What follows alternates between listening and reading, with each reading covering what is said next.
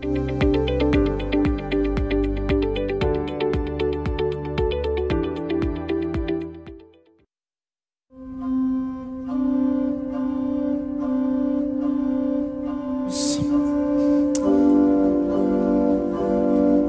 pour commencer ce temps de culte, je voudrais vous adresser un appel qui vient de la parole de Dieu dans la lettre dans le texte d'Ésaïe.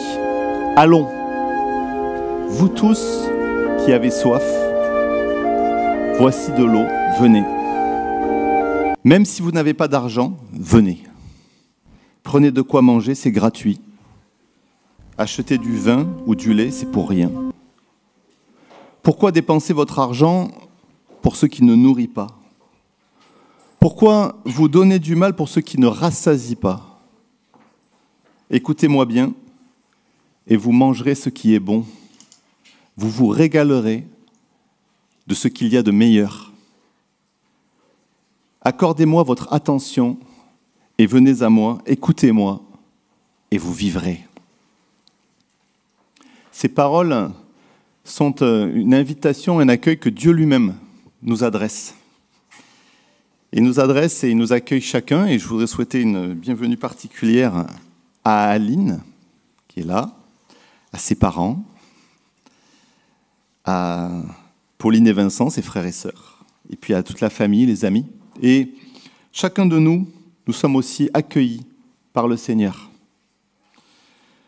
Ces paroles du prophète Ésaïe nous font entendre la voix d'un Dieu qui est hospitalier, un Dieu qui veut nous offrir le meilleur. Écoutez-moi, et vous vous régalerez.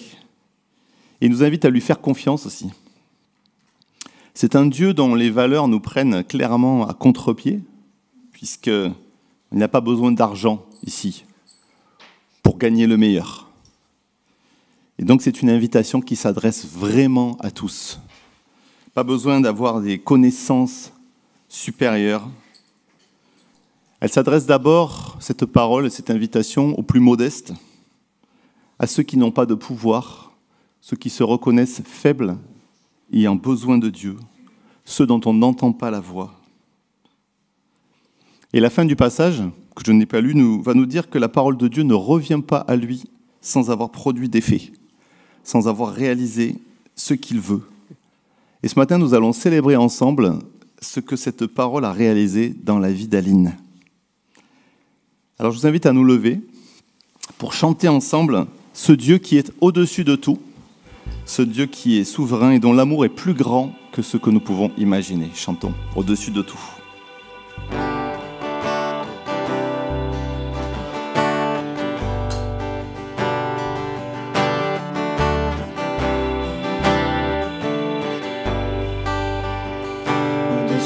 Des puissances, au-dessus des rois, au-dessus de la nature et de la création, au-dessus de tous les plans des hommes sages.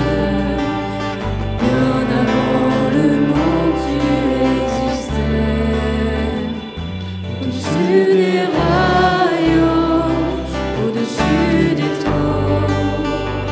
au-dessus des merveilles que ce monde a connues, au-dessus de tous les trésors de la terre, rien ne peut mesurer ta valeur.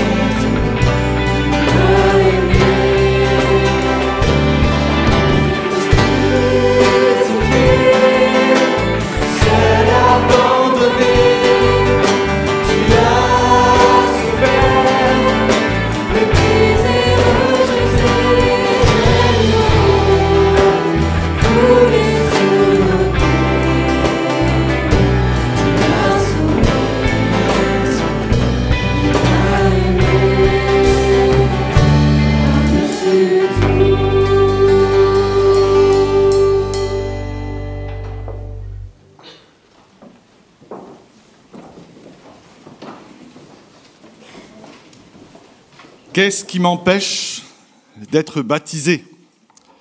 Demandera l'eunuque éthiopien à Philippe un jour. Déplaçant quelque peu la question classique, que faut-il attendre pour être baptisé ? Ou bien encore, suis-je prêt pour être baptisé ? Paul, dans son dogmatisme et son profond sérieux, aurait pu répondre ceci : si de ta bouche tu affirmes devant tous que Jésus est le Seigneur, et si tu crois de tout ton cœur que Dieu l'a ramené d'entre les morts, alors tu seras sauvé. C'est par le cœur, en effet, que l'on croit, et Dieu rend juste celui qui croit. C'est par la bouche qu'on affirme, et Dieu sauve qui fait ainsi. Alors, en protestant, qui plus est confessant, la parole, expression de foi, prend une place importante. Sous-entendu, parole exprimée, entendue. Ici, Paul parle, à mon sens, non uniquement de son exprimé de façon perceptible, audible, mais de paroles qui s'enracinent dans le cœur du croyant. Et ces paroles qui sortent de notre cœur ne sont pas toujours perceptibles, lisibles, audibles. Il est parfois même difficile de rendre perceptible par tous ce qui se passe dans notre fort intérieur, n'est-ce pas ? Aussi, Dieu qui sonde les cœurs, lui qui se laisse rencontrer dans le silence le plus profond, lui qui connaît le mutisme face à la souffrance et dans la souffrance, lui qui connaît au plus profond de nos entrailles tout ce qui nous habite, nous agite, nous laisse contempler, je crois, aujourd'hui, au-delà de nos mots, le fruit de sa rencontre. Et ce, sans qu'aucun mot ne puisse suffire pour exprimer son amour, sa grâce débordante. Alors, face à la difficulté parfois de s'exprimer, d'exprimer, Dieu nous laisse avoir, à contempler, les fruits bien parlants d'une rencontre avec lui. Dieu nous invite alors, comme il le fait ce matin, au pas de côté, pour contempler ce que lui seul est capable de faire, nous rejoindre au-delà de ce que nous envisagions, au-delà de ce qui pourrait se dresser entre lui et nous. Alors ce matin, nous voici invités au déplacement, à l'émerveillement. En effet, face au déluge de mots, de bruits qui peuvent nous envahir, et y compris dans notre piété, nous sommes dans la grâce ce matin de voir que Dieu est venu frapper à la porte du cœur d'Aline. Elle lui a ouvert la porte. Et dans une intimité toute particulière, comme l'est chacune des nôtres, dans notre histoire avec Dieu, il s'est tissé là une histoire d'amour particulière. Le Père Céleste a tissé un lien d'amour avec Aline, et elle de son côté aussi, avec lui, le vivant, le nourrissant avec sa sensibilité et ses goûts. Et nous avons ce matin, chers amis, l'immense privilège de vivre et de voir le fruit d'une rencontre particulière de Dieu avec son enfant. Mais pas si particulière que cela, finalement. Car lorsque l'on y songe vraiment, Dieu a dû traverser bien des défis pour nous rejoindre chacun. Alors ce matin, nous allons partager la joie de cette belle rencontre entre Dieu et Aline. Nous allons entendre le témoignage de ses parents qui se feront porte-parole d'Aline, passerelle pour vivre ensemble ce beau lien fraternel et la joie du baptême. Nous allons aussi rejoindre Aline dans sa sensibilité spirituelle, émotionnelle, dans ce qui nourrit sa foi, par l'écoute des chants. Nous allons ainsi honorer sa sensibilité en faisant au mieux pour l'accompagner dans ce témoignage de foi qu'est le baptême. Et nous allons également rejoindre et honorer sa sensibilité aux réalités sensorielles par un baptême par aspersion que nous expliquera tout à l'heure Sylvain. En tout ceci, chers amis, Dieu nous invite ce matin à la grâce qui déplace. Tel aurait pu être peut-être le thème de ce culte, une grâce qui nous déplace ensemble. Car je crois que notre monde a bien besoin de gens déplacés pour témoigner d'un royaume qui vient. Je voudrais vous inviter à prier un instant.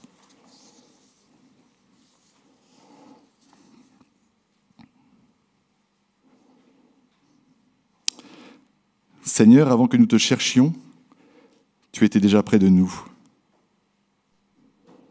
Avant que nous ne sachions te nommer, tu étais déjà notre Dieu.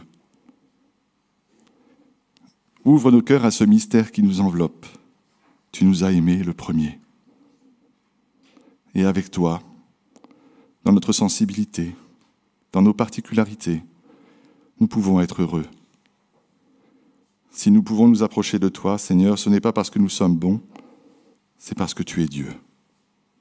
Amen.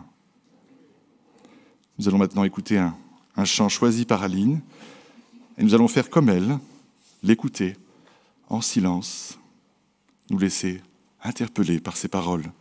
Elles seront projetées pour qu'on puisse les suivre et mieux les comprendre. Toi qui fais miséricorde.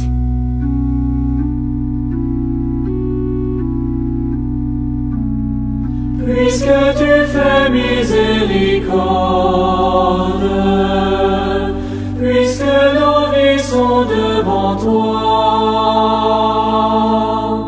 puisque tu as versé ton sang pour nous, Seigneur Jésus, pardonne-nous.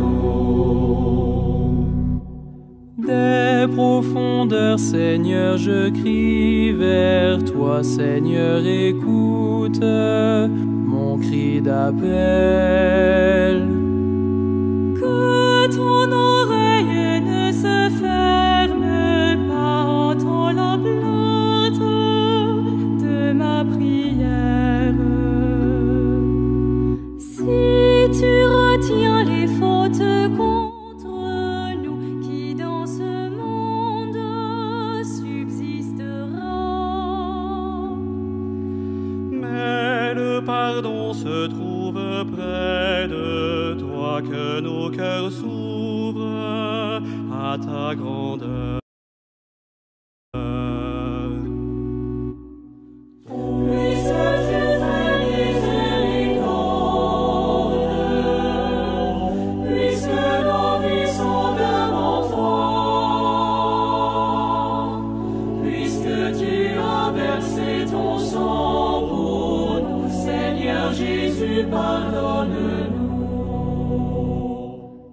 De tout mon cœur j'espère le Seigneur et sa parole de vérité.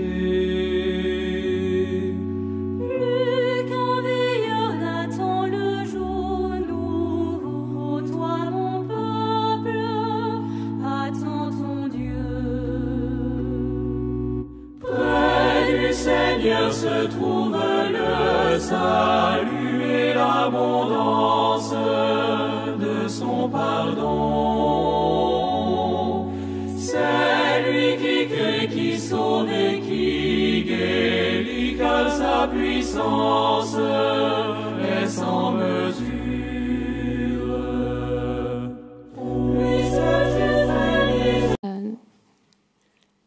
Nous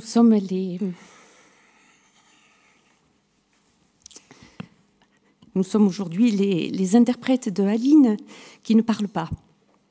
C'est pourquoi le texte de ce témoignage que nous avons écrit avec Jean-Pierre, pour elle, est à la première personne, comme si c'était elle qui l'exprimait et qui le parlait.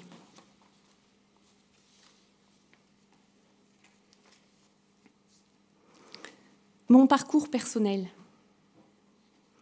Mes 2 parents sont ici, à l'église. J'ai un grand frère, Vincent. Il habite loin, je ne le vois pas beaucoup, mais il est très important pour moi. Et aussi ma belle-sœur Stéphanie. Charlotte et Émilie sont mes 2 nièces. J'ai une jeune sœur, Pauline. Elle aussi, elle est très importante pour moi, même si je n'ai pas encore trouvé le chemin d'une relation sereine avec elle. Il me faut encore du temps. J'admets que je ne fais pas vraiment ce qu'il faut pour l'instant.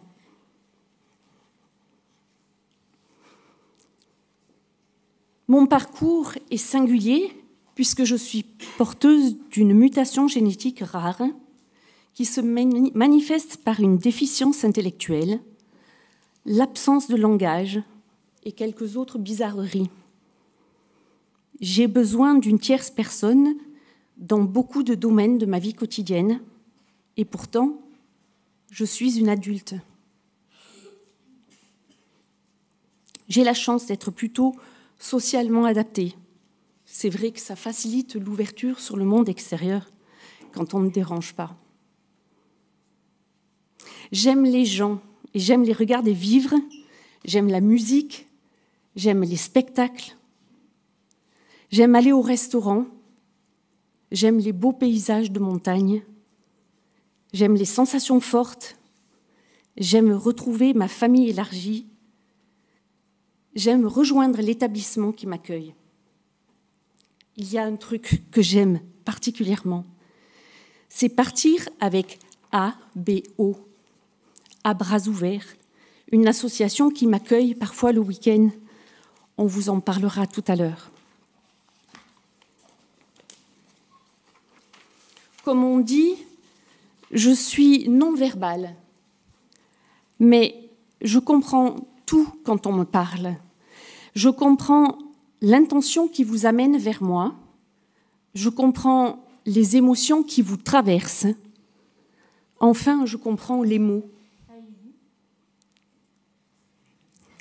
Après, j'en conviens, ma réponse n'est pas toujours celle que vous attendez. Pour info, je dis une trentaine de mots compréhensibles. Je peux signer une cinquantaine de mots concepts. Je connais autant de pictogrammes. Je connais comme vous les émotions.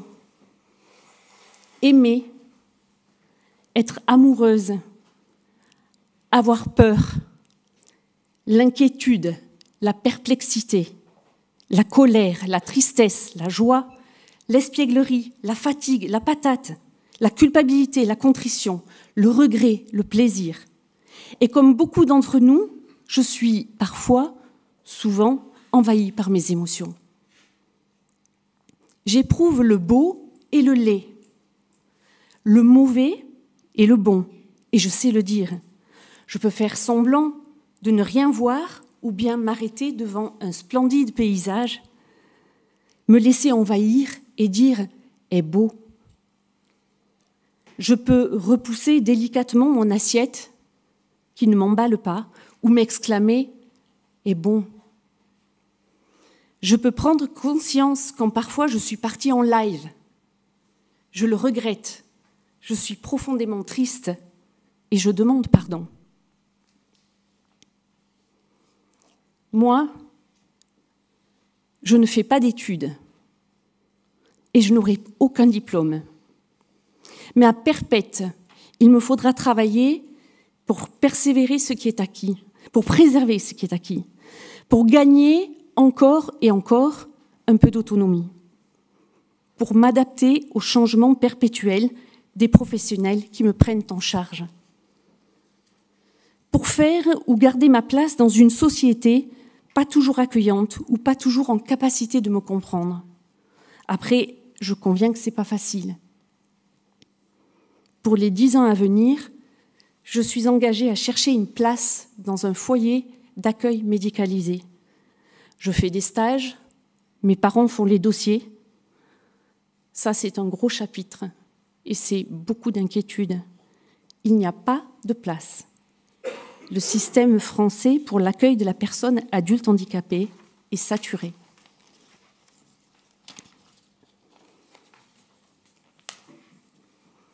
Le handicap, comme vous dites, c'est une affaire un peu compliquée quand même. C'est compliqué pour moi, c'est compliqué pour mes proches, je dois le dire. J'admets que ma déficience pousse mes proches dans leur retranchement, souvent jusqu'à la dernière limite. Parfois, on pourrait me mettre un carton rouge. Il y a un truc que je maîtrise, avoir le dernier mot, un comble pour la non-verbale que je suis. Alors là, c'est compliqué, parce que ça ne colle pas toujours avec ce que la société attend, ça ne colle pas toujours avec ce que mes proches attendent ou ce qu'ils peuvent tout simplement encaisser.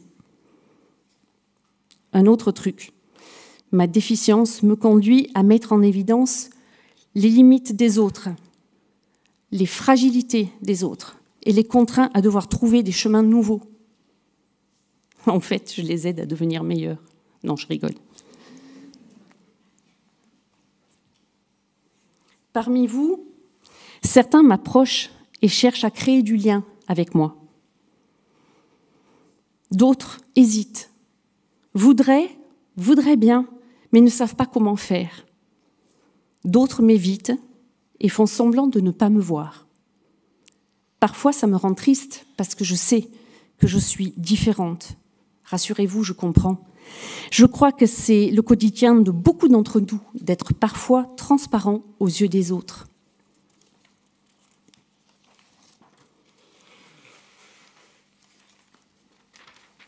Mon parcours dans l'Église.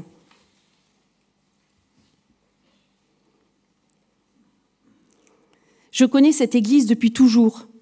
Sans doute que pour mon premier passage, j'avais à peine 15 jours. Depuis, je viens très régulièrement, presque tous les dimanches. Mes deux grands-pères étaient pasteurs. Ma mémé me disait qu'elle priait tous les jours pour moi. Ici, à l'église, j'ai fréquenté la garderie, Arc-en-Ciel, puis l'école du dimanche. Pour cela, une quinzaine de personnes se sont engagées pour m'accompagner au fil des années et soutenir ma participation dans les groupes d'enfants. Merci à vous, merci à eux. Après, pour le caté-club, c'était plus compliqué. Alors, de la distance s'est mise entre moi et les jeunes de mon âge, avec lesquels j'avais partagé les dimanches matins à l'église. Mais j'avais fait plein de progrès et je pouvais désormais participer au culte pendant toute sa durée. C'est ce que je continue à faire. J'observe, j'écoute, je me laisse porter par les chants, je lève les bras, je préfère quand je connais les pasteurs, parfois je m'impatiente. J'aime bien m'asseoir parmi vous à l'église et pas nécessairement avec mes parents.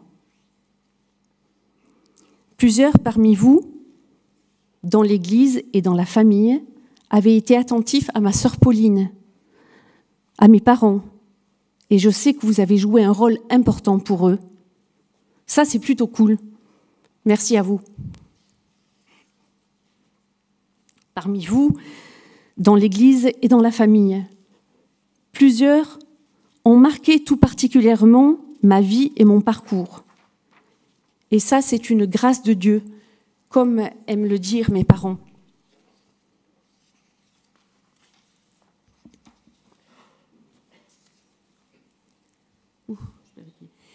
J'aime les choses relatives à la foi. J'aime venir à l'église. J'aime venir à la rue Louis. J'y ai mes repères. J'aime aller saluer certains d'entre vous, soit parce que je vous connais bien, soit parce que j'ai envie tout simplement. Parfois, quand il y a beaucoup de monde, ça peut être compliqué pour moi. Je m'agite et mes parents partent rapidement après le culte avec moi, parce que sinon, je monte dans les tours, comme ils disent. Je suis une fan de chants religieux que je cherche avec ma tablette sur YouTube ou sur Deezer, en particulier ceux issus de la liturgie catholique. Dans les moments de difficulté, j'y trouve un refuge et un apaisement. Mes parents me disent que j'ai été gardée à plusieurs reprises lors de problèmes de santé aigus, lorsque j'ai été exposée à des dangers majeurs, ou tout simplement sur mon parcours de soins, parce que j'ai rencontré les bonnes personnes, les bonnes compétences au bon moment. Moi, je ne fais pas de prière et je ne réfléchis pas comme vous, mais peut-être que je soupire après Dieu. L'amour de Dieu, sa protection, son pardon, c'est quelque chose que je connais personnellement.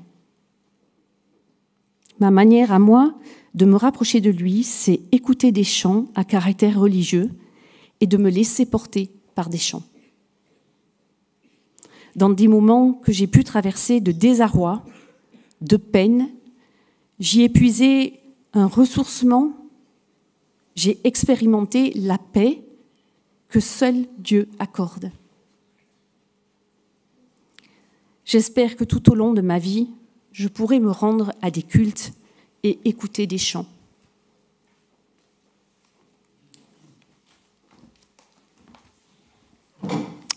Voilà, je vais inviter les amis de l'association à bras ouverts maintenant pour un autre témoignage.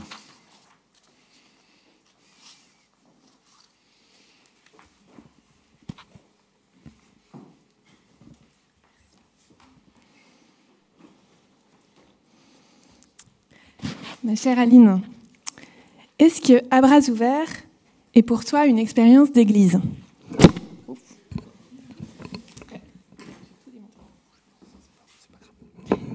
Je crois que oui, parce que tu y déploies ton charisme de l'accueil. Tu as été accueilli à bras ouverts quand tu étais enfant, et depuis, tu nous y as tous et toutes accueillis en week-end, en retour, les uns après les autres, comme tu continueras à accueillir celles et ceux qui nous succéderont. Nous tous ici, Marie, François, Félicité, Céline, Astrid, et moi, bien sûr, on a eu l'honneur de te voir grandir en t'accompagnant régulièrement. Tu nous as fait grandir aussi. Mais aussi, on te confie très souvent des nouvelles accompagnatrices, des accompagnatrices toutes jeunes ou un peu inquiètes, qui découvrent à bras ouverts et le monde du handicap. Et Aline, on te fait confiance pour leur apprendre la relation de binôme. Parce que tu sais comme personne les prendre par la main, leur dire qu'il ne faut pas avoir peur et leur montrer que tout va bien se passer. C'est toi qui nous as fait découvrir ABO et c'est toi qui leur fais découvrir ABO. Et ainsi, tu nous rappelles que ce qui est caché aux sages et aux savants est révélé aux plus petits. Je me souviens de ta première retraite avec À bras ouverts en mars 2017. Tu étais en binôme avec Astrid. Et le thème cette année-là, c'était « J'ai rendez-vous avec Dieu, à la messe et toi ». Alors, j'avais quand même pas mal hésité avant d'inviter nos amis protestants, parce que le thème ne brillait pas spécialement par son œcuménisme cette année-là. Mais bon, depuis 2013, À bras ouverts t'emmène à la messe tous les dimanches que tu passes avec nous. Donc, il y en a eu beaucoup. Et au final, tes parents nous ont fait confiance. Et tu t'étais embarqué avec nous pendant 2 jours pour 2 jours de prière, de célébration et d'enseignement dans la région parisienne.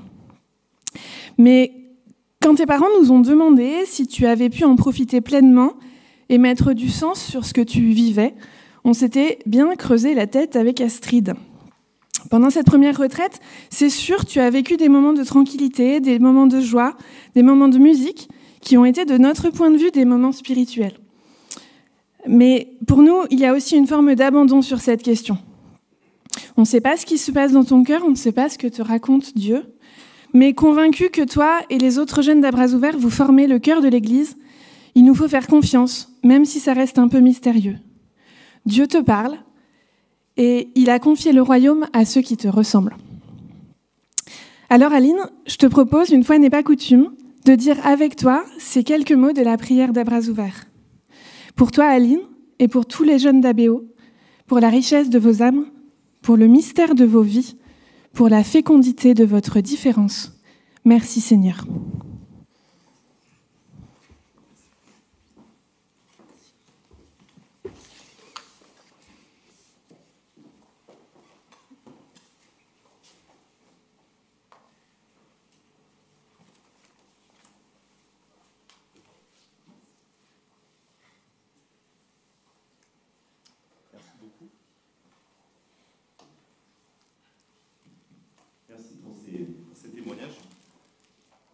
Quelques mots avant de procéder au baptême ensemble.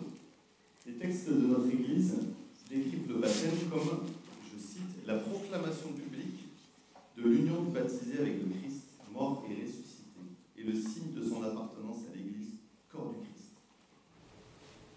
Et la démarche des parents d'Aline, ça a été nommé, mais je pense que c'est important de le redire, en sollicitant le baptême de leur fille, elle se fait dans le contexte où ils sont ses parents, et aussi et surtout peut-être ses représentants légaux chargés par la loi de l'accompagner ou de prendre pour elle et avec elle des décisions relatives à ses besoins, à sa vie, à ses intérêts. Et nous l'avons vu, ceux qui la connaissent et la fréquentent, et eux en particulier, témoignent qu'Aline est sensible et réceptive aux choses de Dieu et que Dieu produit des fruits dans sa vie. Ils sont les témoins privilégiés de la protection divine, ça a été dit, et de comment elle a pu être touchée et transportée par la paix que Dieu donne. Et par ce baptême, ils obéissent en fait, en témoignant qu'Aline, dans sa singularité, est au bénéfice de la grâce de Dieu, de son amour et d'une relation personnelle avec lui. Alors, dans un instant, nous allons réécouter quelques minutes d'un des chants que Aline aime avant de procéder au baptême. Mais nous allons donc procéder à un baptême par aspersion, ce qui est moins connu, moins habituel dans notre Église. Si l'eunuque éthiopien a vraisemblablement été immergé dans l'eau, en tout cas c'est ce que le texte laisse entendre, évidemment pour Aline, l'aspersion est adaptée. Mais cette eau qu'elle va recevoir est le symbole de la vie que Dieu donne, le symbole de la grâce, le symbole de cette vie nouvelle qui nous est accordée en Jésus-Christ. Le baptême dit notre mort et notre résurrection. Il est un signe symbolique, nous le croyons en protestantisme, mais qui dit la réalité de cette grâce et de cet amour. Et Aline, tu connais, j'ai appris grâce à toi le signe qui dit le baptême. Et justement, on va faire 3 fois, comme ça. Alors, à mon avis, c'est inventé par des catholiques, je ne peux pas lancer. Voilà, on va procéder au baptême dans un instant, et je vous invite avant à prendre un instant de recueillement en écoutant quelques minutes de ce chant que Aline affectionne.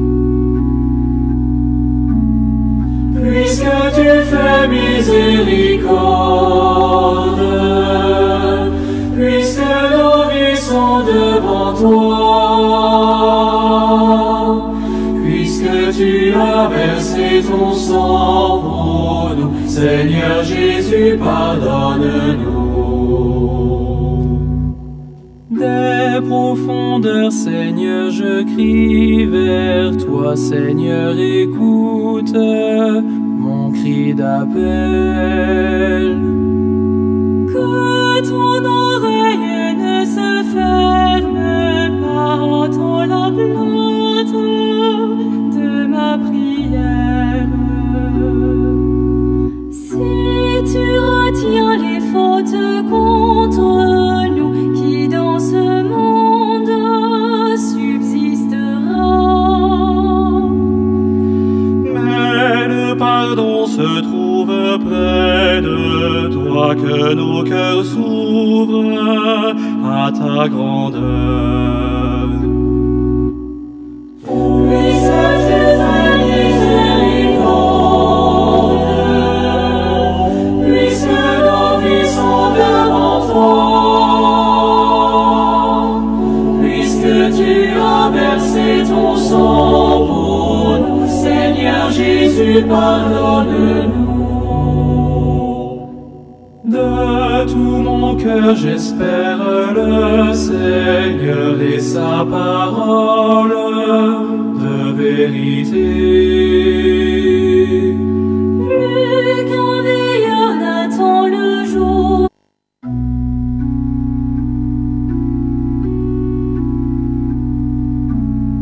Puisque tu fais miséricorde,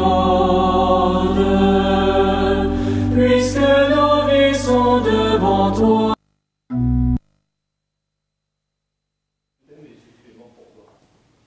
Comme signe de son amour pour toi, je te baptise au nom du Père, et du Fils, et du Saint-Esprit. Tu es son enfant, et il t'aime. Amen.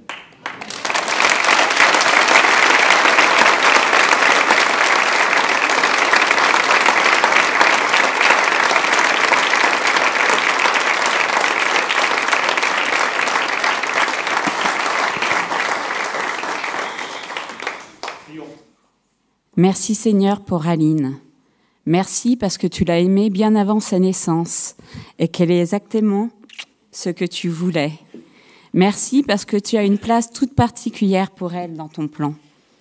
Merci parce qu'à travers elle, je peux mieux te connaître. En effet, tu es ce Dieu qui nous a montré ton amour par ton Fils Jésus, qui veut te révéler à chacun et qui t'est rendu accessible à travers lui. Merci parce qu'elle est un exemple de ton accueil. Pour mon mari Claude, elle a été une des premières à l'accueillir dans cette église. Merci parce que tu as caché ces choses à ceux qui se croient sages et intelligents et pensent pouvoir vivre sans toi, et les a révélées à ceux qui, comme les enfants, veulent dépendre de toi et ont besoin de toi. Merci parce qu'Aline en est un si bel exemple. Tu la reconnais parfaitement et tu l'aimes. Je te la remets dans la suite de son chemin avec toi et dans tous ses besoins. Bénis-la et garde-la.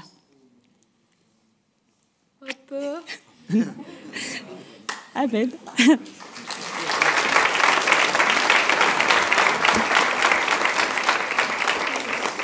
Alors juste, j'ai préparé une toute petite partie de la Bible. On parle de personnes qui n'ont pas forcément accès à la Bible et les handicapés font partie de ces personnes qui n'ont pas forcément un accès facile à la Bible. Mais heureusement, il y a des personnes qui ont à cœur au moins de traduire une partie des textes bibliques. Et donc du coup, là, c'est une partie des textes bibliques qui ont été faits en pictogramme, donc qui est un des langages que Aline a. Et donc du coup, je voulais lui offrir ça à cette occasion.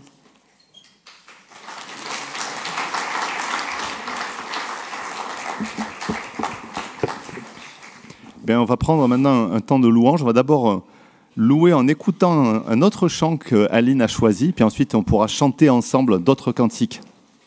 Et si vous voulez chanter en même temps que l'enregistrement, vous avez tout à fait le droit, on va essayer de se greffer dedans. C'est un chant qui dit « Ne crains pas, car je suis ton Dieu ».